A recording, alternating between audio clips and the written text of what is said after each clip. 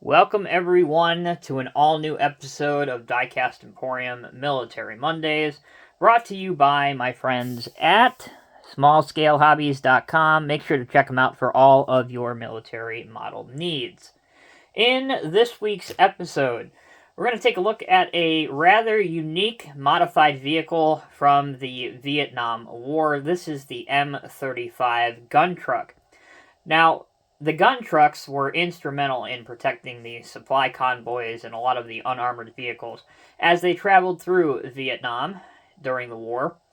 And really, if we want to kind of relate these two today, when the convoys in Iraq, Afghanistan and Iraq, but especially Iraq, started getting attacked in 04 especially, a lot of Army guys really went to some of the Vietnam vets that operated and drove these gun trucks through the jungles of Southeast Asia and said, hey, we're getting hit by rocket propelled grenades, we're getting ambushed.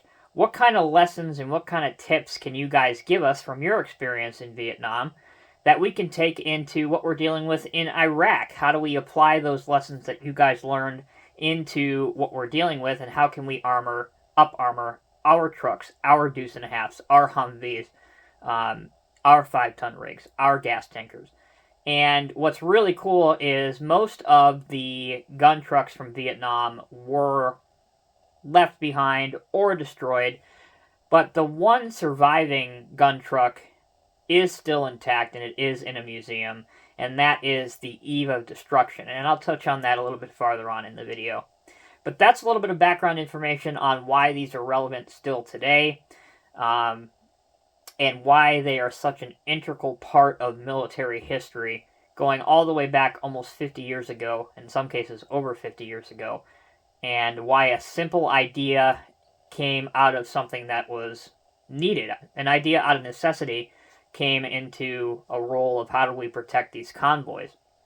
So going back to Vietnam, we had these vehicles, these M35s and the M54s, which were the 2.5-ton and the 5-ton troop carrying and supply trucks, respectively.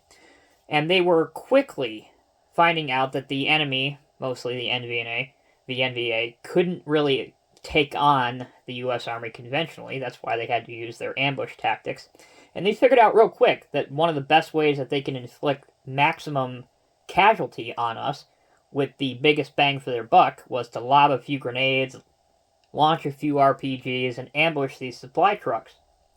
So they took a few of these supply trucks and they would put the biggest guns that they could find, and in some cases, this is very true by the way, sometimes they would steal some of the weapons that they would put on these trucks.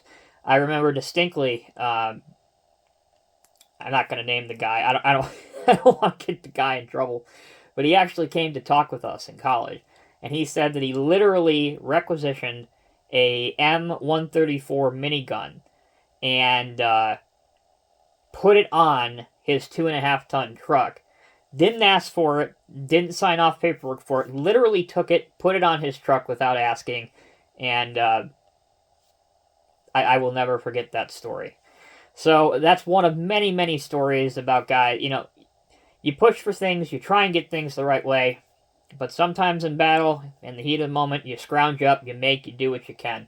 So they would put miniguns on these, they'd put M2 Modus 50 caliber machine guns, and then you'd have this. So this is what they call the Quad 50. So this is 4 M50 machine guns, and these gun trucks normally would come in two different variations. This is the early war version, which is the 2.5-ton truck, the M35, and then later on they would predominantly use the M54.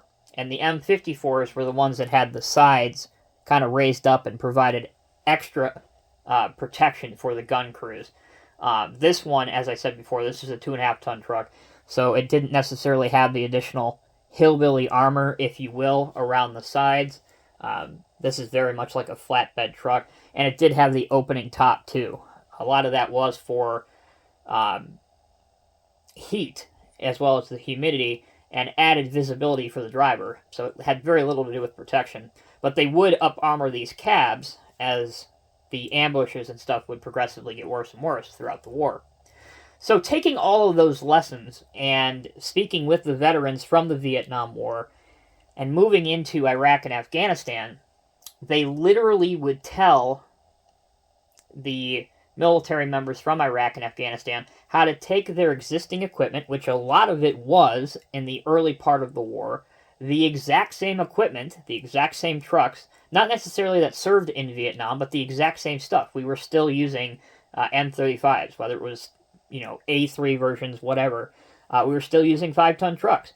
And the ambush tactics that the Taliban, that Al-Qaeda, and that the Republican Guard elements that they were facing in Iraq and the foreign fighters that later would come into and fill that gap in Iraq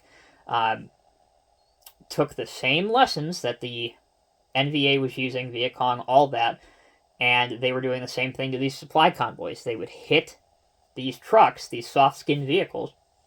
So what they began to do is they began to bolt on Soviet-era armor for all of these old Russian trucks and some of these Russian tanks that were abandoned by Saddam's military, and they would apply that armor to the current trucks. And a lot of it worked really, really well.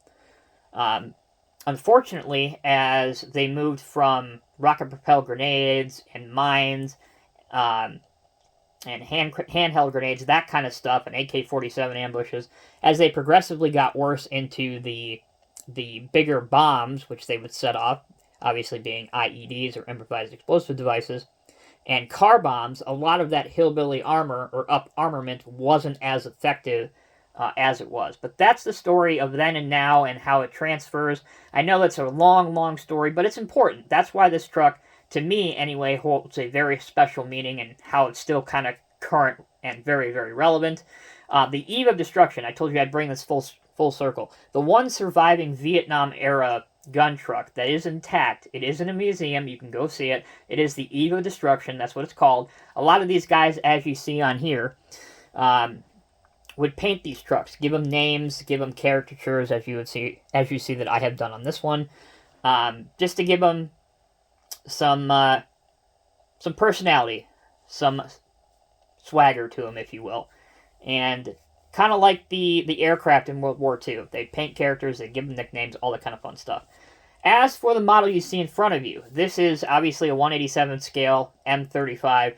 This is not based on a gun truck that was really there, a real-life one. This is more of an amalgamatum or a fictitious gun truck that represents several different real vehicles that were there. These numbers on the front, these decals, those are accurate, as is the serial number. The star placement is accurate. The lady, if you will, that is an accurate Vietnam-era painting, although I believe, and I'm almost 100% sure, that was on an M113 at the time, which is an armored personnel carrier during Vietnam. As for the name, when this swings back around, which says the Perpetual Peacemaking Machine, you can see it right here, right on the center of the Quad 50. That, again, if I'm not mistaken, was on a M113 and not a gun truck. So, if they ever do make another 3D printed kit, which is exactly what this is, and they do a 5-ton truck, there are decal sets currently out there for gun trucks, but they are for the 5-ton truck variety with the longer sides on the side, not necessarily this kind. We'll call it an open top or a flatbed style truck. So you can't use any of those decals because they simply won't fit. It's as simple as that. So that being said, as with all of my military models, I purchased this truck on smallscalehobbies.com. There will be a link in the description. So if you guys found this model enjoyable and you maybe learned something new, please give this video a like and share it with your friends. Until next time, thank you so much for watching. Subscribe, like, and share, and I'll see you in the next review.